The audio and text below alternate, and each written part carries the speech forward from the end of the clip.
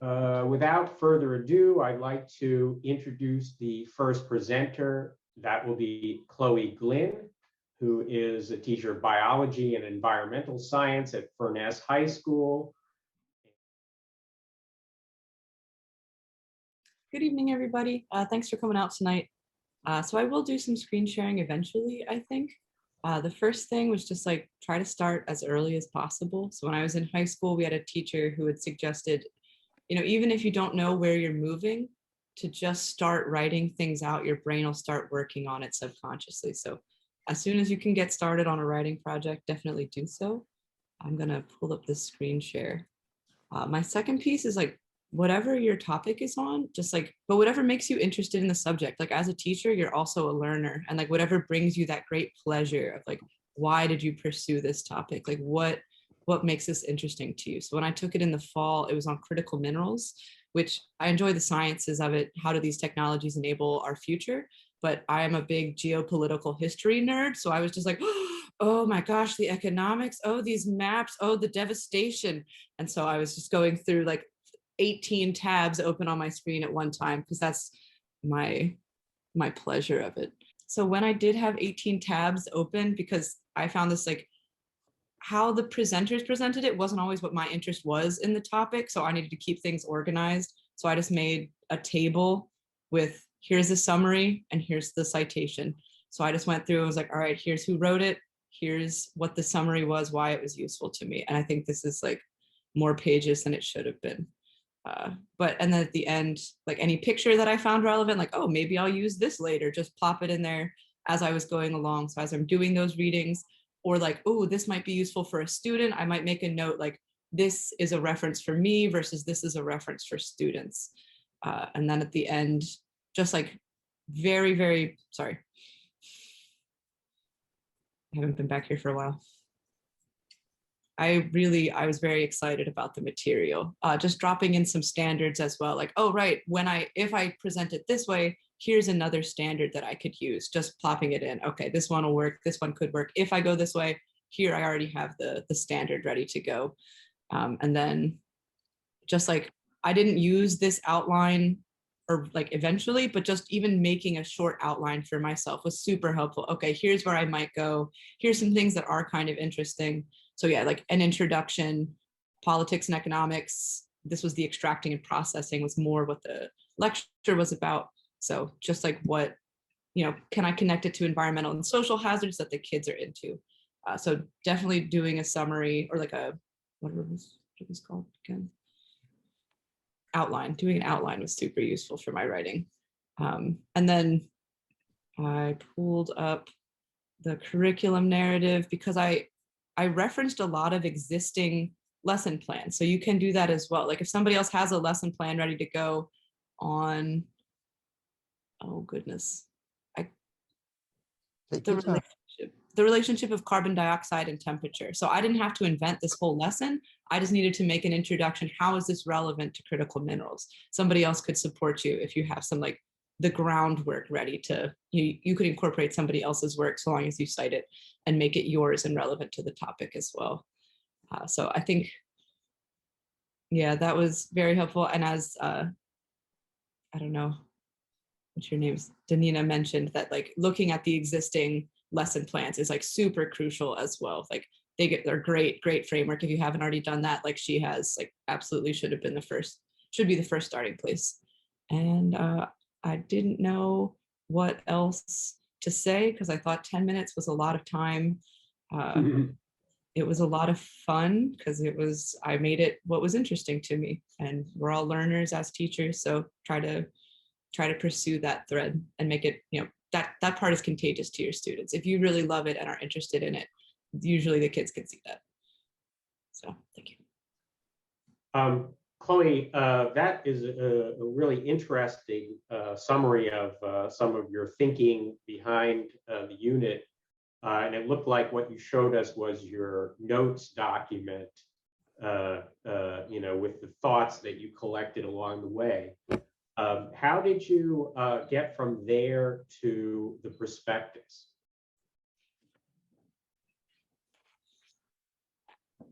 It's been a minute. It's been a minute since I worked on the prospectus, and ultimately, I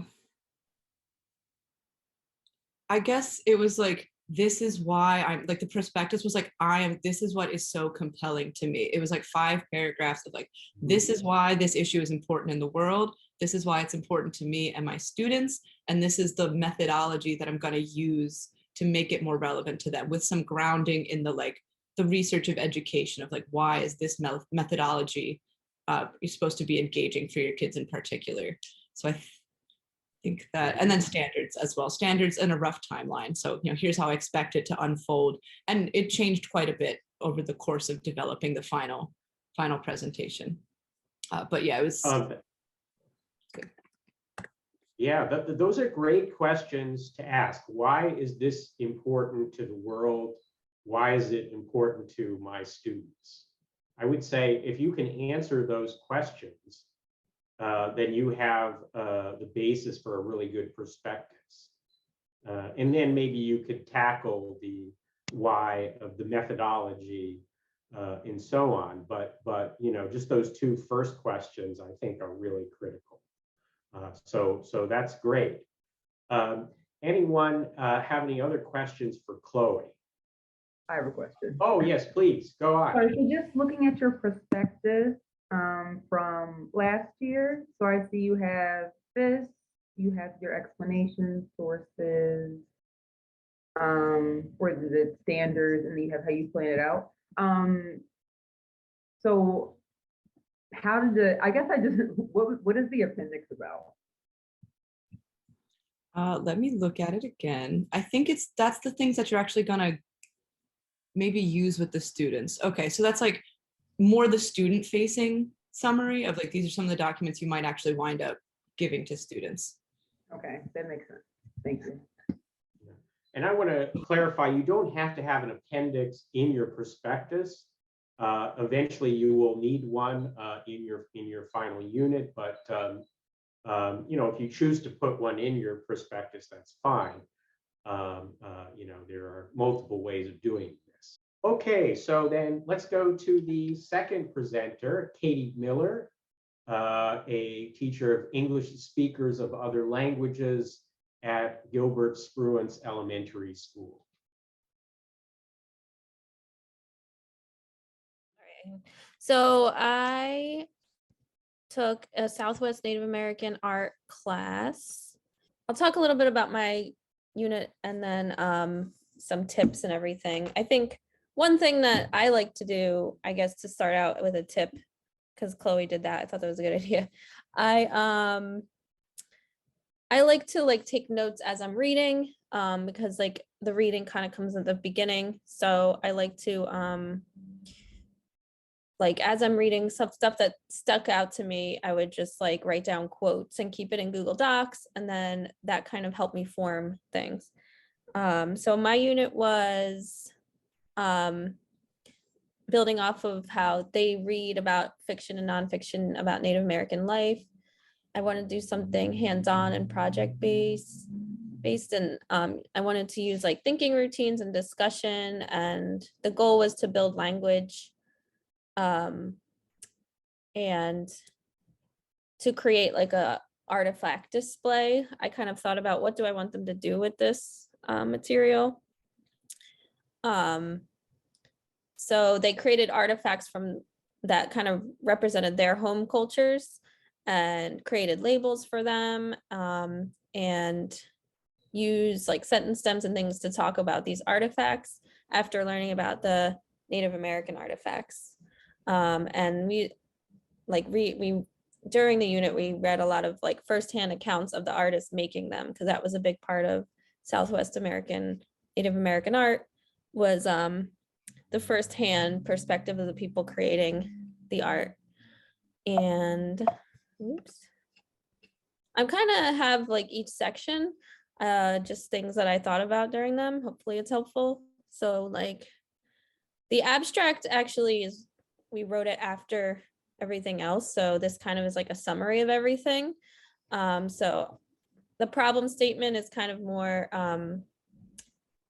the start of it, because the abstract you kind of write after you have everything. And I think it's important to think about who your students are because I kind of just gave a little bit of a summary, and then my workshop leader or my seminar leader said she was asking like what their languages are, and she said that was really helpful to kind of know like where they're from and everything. So like what makes your students unique. I also think it's important to talk about like the context that you're in with your school. I like brought in what happened with COVID and how that was important in the problem statement. And what are systemic and ongoing conditions that affect your students' learning? Like I was thinking about how, there's students, all students, especially ELs, need culturally relevant learning, project-based learning, hands-on learning. So these are things that I found citations, like not just from the course, but things that I thought were important.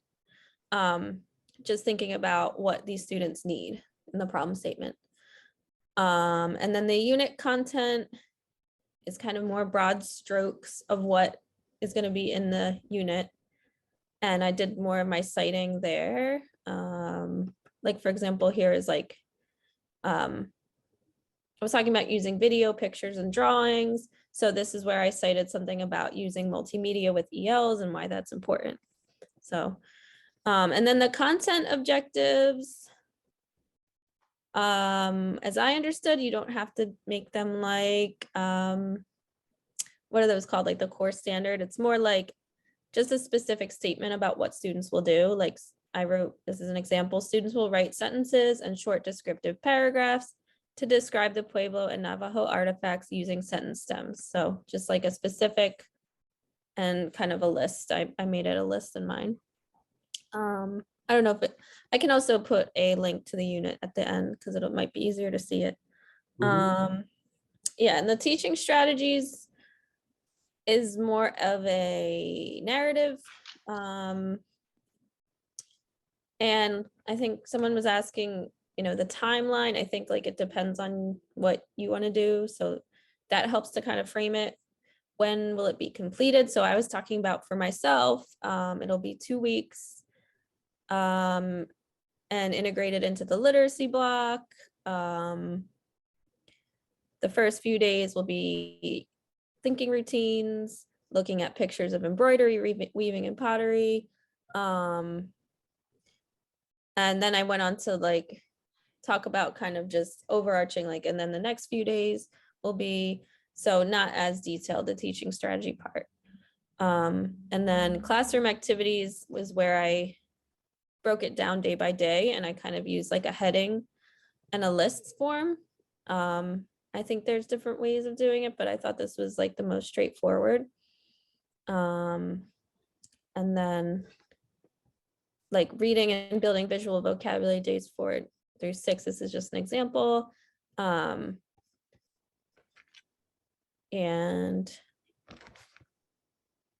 I used a lot of like, citations like in the appendix. So I put a lot of like visuals and things that we're going to use in the classroom and in that part. So resources is more the works cited, and then like, what you used as your own research, and then classroom resources. What are students actually reading? Are they watching any videos or pictures? And the appendices are all these pictures and things like, here are the thinking routines I used. They're looking at this piece of art, and then I put actual like sentence stems that they would use and the actual artifacts. So I used with like permission, like screenshots, and just that's part that kind of like helped me flesh out what I would actually use in the classroom. So I'm not aware of how much time, but this is kind of like the tips that I had, like kind of like what I thought overall when I was thinking about all this, like what makes your students unique. Because I think this will help like whoever's reading it to relate to it and kind of see how, they can use it. Context is important. And like I said, I thought it was helpful to like write things down as you're reading to kind of like pull out those things. For me, I also think like it was helpful to kind of like decide on something. and commit to it, because I think like there's a lot of ways you can go. And it is like important to be open to your unit changing. But once you kind of have like a direction, or you kind of think about, I don't know, it helped me, there's no one way to do it, but it helped me to have like what the students will be doing at the end, and then committing to that, and then kind of like seeing through the details. Yeah, like think about what are they making something, doing something, producing something, like what. But there's different ways of doing it, but that just helped me in my process. So that's about all I have. Great. Thank you, Katie. And just a few really good things in that presentation, like starting out with the question, who are my students and what are their needs? Really important to do that. Then, another thing you said about just make a decision, like you sometimes can't pursue all the different possibilities. You got to hone in on one, and who knows, maybe you'll write another unit, you'll take tip again, so there'll be other opportunities to pursue other kinds of units, but you definitely have to decide at some point on a direction. So those were both good ideas. And one more thing, maybe working backwards, like deciding what the product is going to be, and then how are you going to get there, is a good way of thinking things through. So Katie, thanks for those great ideas. Do we have any questions for Katie?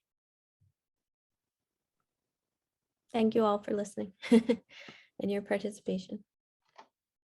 Excellent, Katie. Okay, if not, let's go on to David Turner, teacher of math and general science at Tilden Middle School. David, take it away.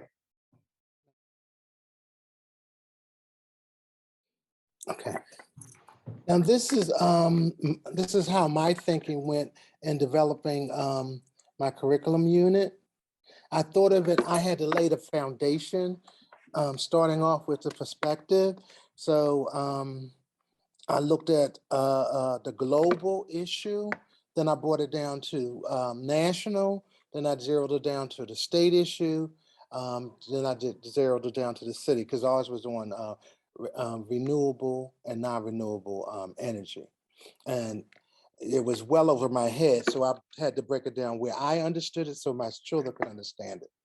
So in dealing with the foundation, I looked up, uploaded my, this is for this year and what I did last year, my curriculum unit template, and I followed the handbook, and I said, well, okay, I have to come up with a rationale. What is my rationale going to be? Then I looked at my students. My students come from third world countries, so it's majority third world countries, and then the other half is the other proportion of class is from Philadelphia. So they knew about saving things, sacrificing, using materials in a way that they had to reuse it again. So I had to keep my mind frame around that. Next thing I did, I reviewed a completed curriculum unit, because the curriculum units was already going through different people talking about them and being developed. So I looked at those, and then I said, okay, now I can go forward. Then I started gathering my thoughts about what I wanted to do. So I basically went, I'm building a house. So now everything is under construction. So that means I can go back to it, add to it, take away from it. So the best way I figured that I need to attack everything was to take notes. So I created my own graphic organizer. So this is the one that I'm doing now for the Black culture seminar that I'm taking. So I said, okay, my topic is photos. And we looked at photos of Frederick Douglass. Then I put down the source, the paintings that we looked at by Jacob Lawrence. Then I saw a book that I had from Horace Pippin, and I wrote my little brief description, and I wrote down the source so that I can come back to it later. In my other unit, I did the same thing. I just gathered all my resources and just started putting it in a worksheet that I can always go back to. I researched, I read, and I started writing. Then I revised my writing. I kept reading some more, writing, revising, and talking to people. Then one thing that I had to look, can you see this quote here? Yeah, Yes. we can. And at the last part, and brave enough to ask questions. I sat in the class and I realized I need to ask questions. I need some help because I was all over the place, you know, and as I started asking questions, I started to hone in what I really wanted. So here's some sources that I had. I'm gonna go back to here, my unit. So this is where I found, you can find all curriculum units. You just clicked on, and I'll drop that link in there shortly. So when you come on to TIP's website, I'll put my name in there, David Turner. Spell it right. Push apply. And here's my 2 units that I have that I did so far. Now I was able to take that big approach because we were all stuck in our homes to COVID. So I had nothing but time. So that's why I was able to do so much. And I went ahead and did some things. So here's my unit. As you can see, here's my brief summary of it, talking about the carbon footprints. And this is where I started at, classroom activities. Because I'm good at writing lesson plans. So that was, for me, that was the easiest thing, if I can map out some of my lesson plans. So I tried to keep it in line with the school district because I wanted to use my plan in the classroom. So I made sure my objectives were aligned to the format the district wanted. I also found the standards so that I can say, here's my science, English, art standards. And I always started out with an essential question. So the questions came from my students, and which helped me a whole lot. And then, looking at the materials I wanted to use, we have a fabulous digital leader, which is Charlotte Walker. Anything in Google, she teaches the children very well. And then I thought about it, if we were quarantined again, they won't be able to get that excellent teacher. So what I did put in mind were videos of how to do some of the lessons, creating a Hello Smart Suite application, the uses of the Chromebooks. In my sessions, there's a warm up, there's a task, as you can see.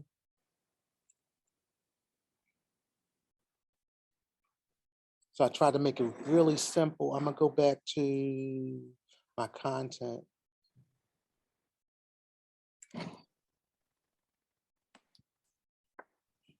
Here's my content. So I told exactly, I am a 6th grade teacher. These are the children that I have. This is where they came from.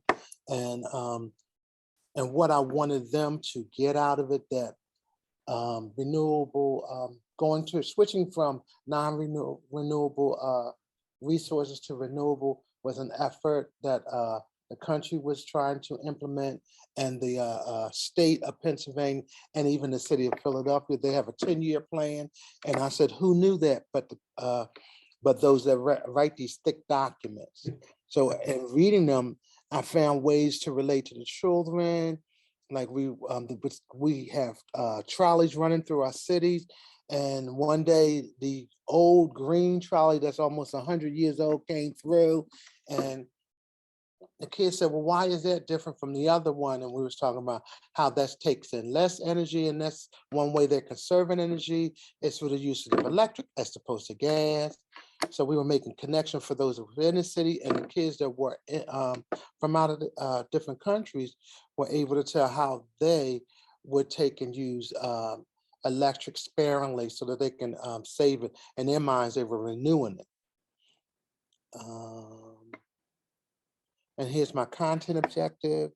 Basically going back, talking about the students and the material that I have and how it's not helpful, and that me bringing in outside resources will enhance the classroom instruction and engagement, and how my professor encouraged me and prompted me and gave me materials that I'm able to utilize with my classroom.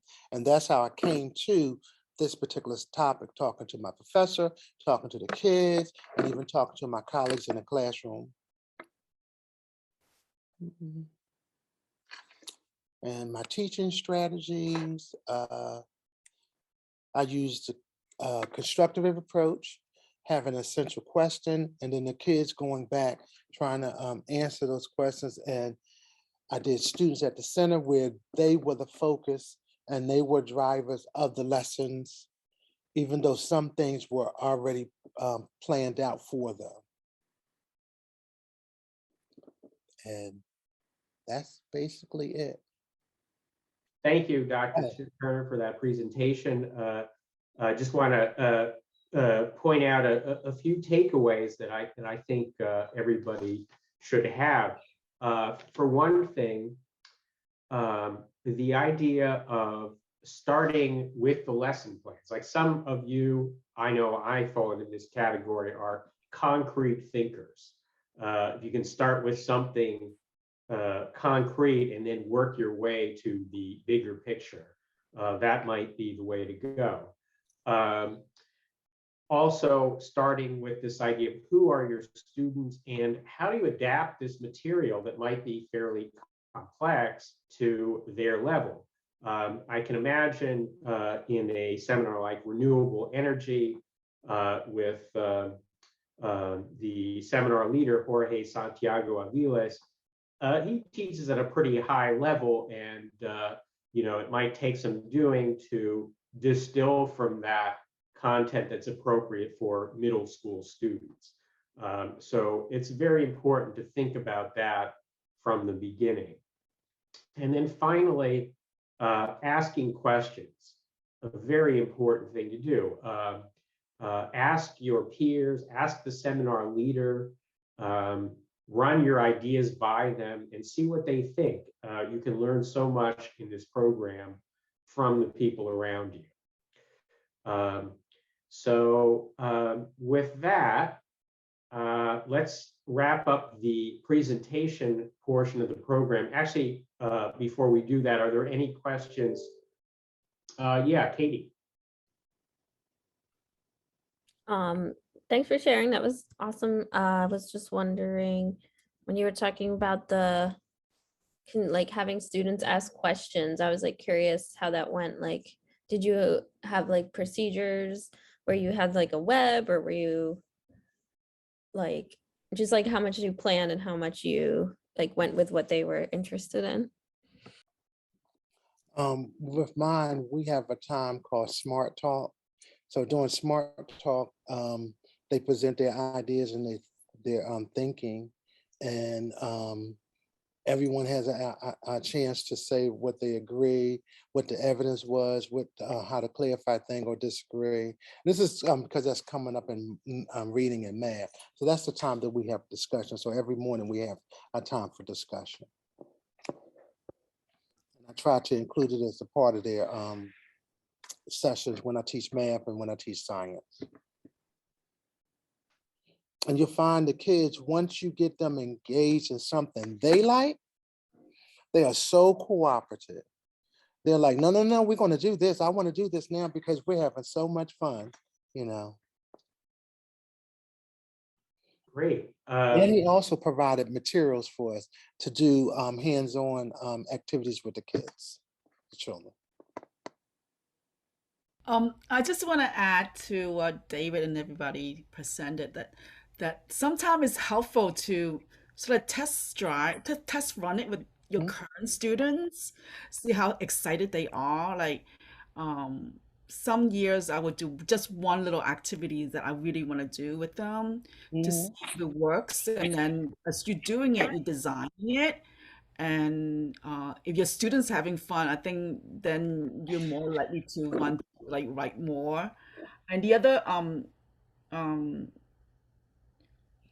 a point that I want to make is I feel like the units that I like the best is when I use my first person narrative, like I'm writing like something that meaningful to me, like like what you guys were saying, that what is important to you and your students.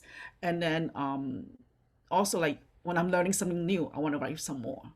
So the research part, if you could research and then write, research and write, that's um I think that cycle will help you sort of get the momentum. Sometimes it's the momentum that will propel you forward. Thank you, everyone.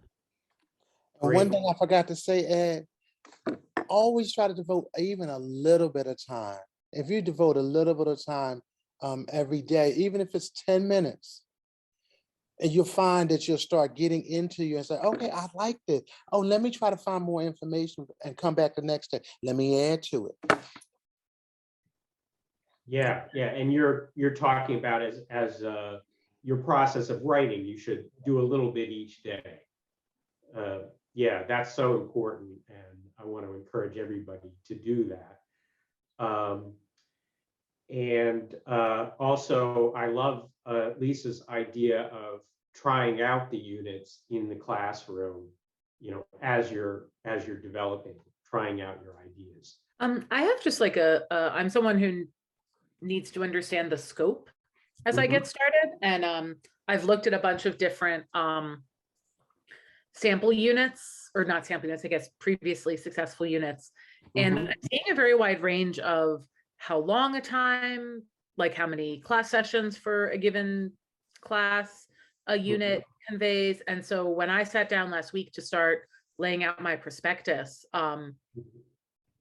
I was a little bit stymied by like, am I planning for a quarter? Am I planning for a week? Am I planning for a month? Am I planning for a semester? Because those are very different Mhm. levels of preparation. So I guess that's my one big question.